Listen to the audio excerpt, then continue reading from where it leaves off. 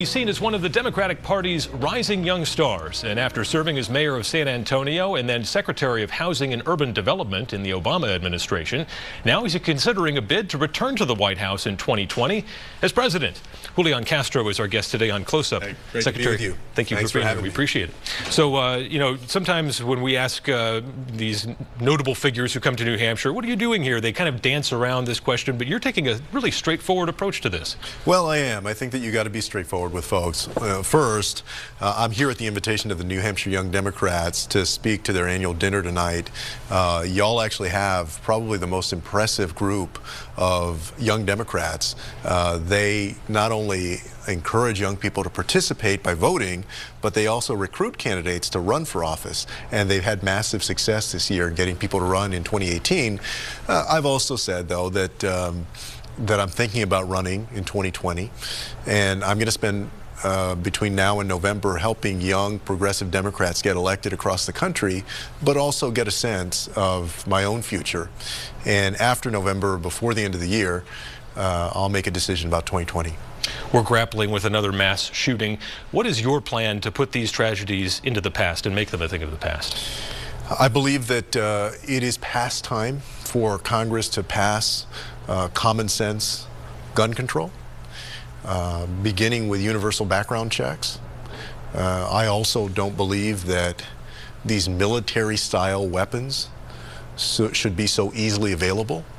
These are weapons that are made to kill efficiently. So my hope is that Congress will actually have the courage to address this issue. And the most promising thing that I've seen in the last couple of days has been the high school students, folks who have been impacted by this violence in their lives, coming forward and telling the adults, why aren't you doing anything? Shame on you, shame on Congress for not doing anything. When 90% of people agree that there ought to be at least universal background checks, it's time to do something. Is there more that can be done outside of the realm of firearms? You know, some people talk about the idea of this cultural sickness. Why is this happening now? Is there something a president or a national leader can do to help fix this problem that doesn't involve gun control? I believe that there is. I don't think that it's only a national leader. I think that's about all of us as community members, as mothers, as fathers. I agree with folks that say that families have a large role to play in helping to make sure that their sons and daughters stay on the right path. And in several of these instances, we've seen examples where relatives saw something that was wrong, and maybe they, you know, either didn't take it seriously or didn't report it. There was another incident, though, the day before this last shooting of a grandmother who found a journal of her grandson, and he was talking about going and shooting up the school. And she came forward to the authorities and essentially may have stopped another one of these types of incidents. It's also about ensuring that people have positive role models, that if a young person seems like they need help or counseling, that is available. I know that there's also been a lot of talk about mental illness. I do think that we need to invest more in treating mental illness and identifying it, but I also don't want mental illness and folks with mental illness to be scapegoats for the fact that a lot of times it's something else. I believe the last time you were here was in 2016, campaigning for Hillary Clinton. What are some of the lessons Democrats should glean from her loss? And if you do run for president, how would you run differently in 2020? Well, number one, I'm proud of my support for Hillary Clinton. I believe that she would have been a tremendous president, and that, you know, here in New Hampshire, in other places, she did run an effective campaign. She got almost 3 million votes more in the general election. At the same time, I think that there are lessons that all of us are going to take. The first lesson is that we need to compete everywhere, that we can't take anything for granted.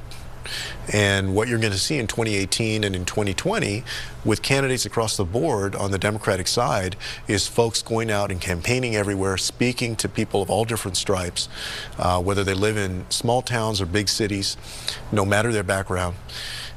And New Hampshire is a good example of that. I mean, y'all have a lot of areas that are quite small, quite rural, and then there's Manchester, that's the big city for New Hampshire. And so I'm not sure if I'm going to run yet or not. I'm going to make that decision later in the year. But I think folks who are running in 2018 are doing what they need to do, getting out everywhere. And because of that, Democrats have already flipped 36 different state legislative seats across the country. We've just seen more than a dozen Russians indicted as part of the probe that Special Counsel Mueller has undertaken. Allegedly, they've interfered with the 2016 presidential election. Which steps should the president be taking to make sure this does not happen again? These indictments, 13 of them from Robert Mueller, the Office of Special Counsel, are more evidence that we have a serious problem when it comes to Russian and other interference in our elections. And as many people have said, they're not stopping.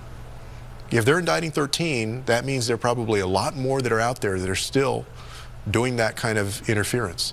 So I've been disappointed that the president hasn't taken this more seriously and that Congress hasn't taken it more seriously.